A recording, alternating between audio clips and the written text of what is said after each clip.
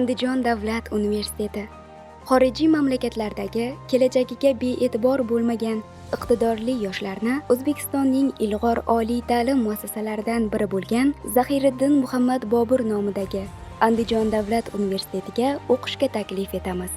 O'z qobiliyatingiz va yaratilgan zarur shart-sharoitlardan foydalanib, porloq kelajagingizni biz bilan quring.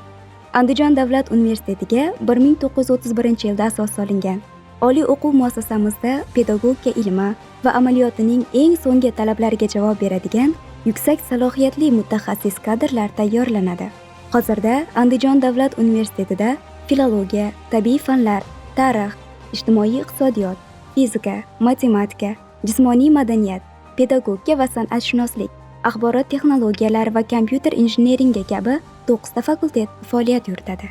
Oliygohda 46 ta bakalavriat ta'lim yo'nalishida 18 ming nafardan ortiq, 16 ta magistratura mutaxassisligida 213 nafar talaba ta'lim-tarbiya oladi. 25 ta sirtqi ta'lim, 37 ta PhD, 16 ta DC ixtisosliklari mavjud.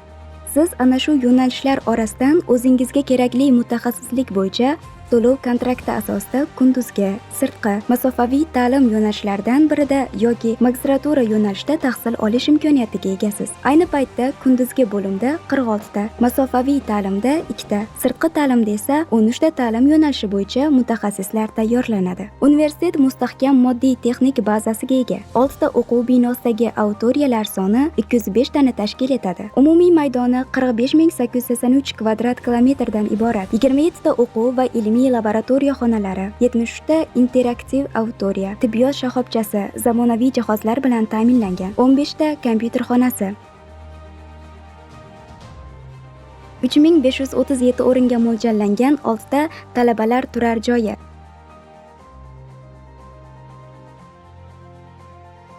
1300 o'ringa ega bo'lgan 4 ta oshxona, 7 ta bufet, 5 ta ochiq va 4 ta yopiq sport maydonlari.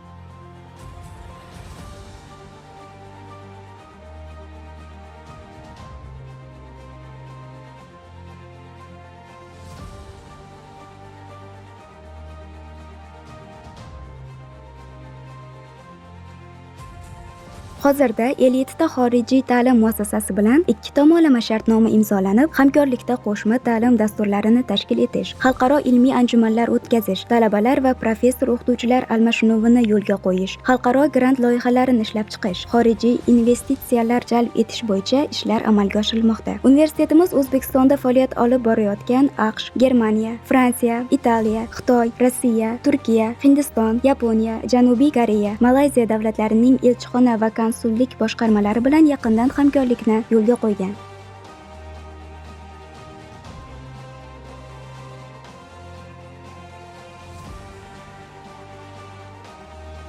Axborot resurs markazi. Universitetda talabalar uchun 64304 nomda umumiy fondi, 449985 nusxada kitob zaxirasiga ega axborot resurs markazi faoliyat ko'rsatadi. Mazkur markazda internet tarmog'i orqali Zionit va turli elektron adabiyotlardan tezkorlik bilan foydalanish imkoniyati yaratilgan. Universitetda to'liq Wi-Fi hududi tashkil etilgan. Bu esa talabalarga turli ma'lumotlarni olish imkoniyatini beradi. Andijon davlat universitetiga kirish istagida bo'lgan chet ellik abituriyentlar hujjatlarini qabul komissiyasiga shaxsan yoki onlayn tarzda aksu.info email.uz elektron manzili orqali yuborishlari mumkin. Universitetga hujjat topshirish uchun kelgan xorijlik abituriyentlar va ularning ota-onalari uchun konsultatsiya berish hamda universitet haqida ma'lumotlarga ega bo'lishlari uchun kasbga yo'naltirilgan xonalar tashkil etilgan. Ular zarur shart-sharoitlarga ega yotoqxonalar bilan ta'minlanadi.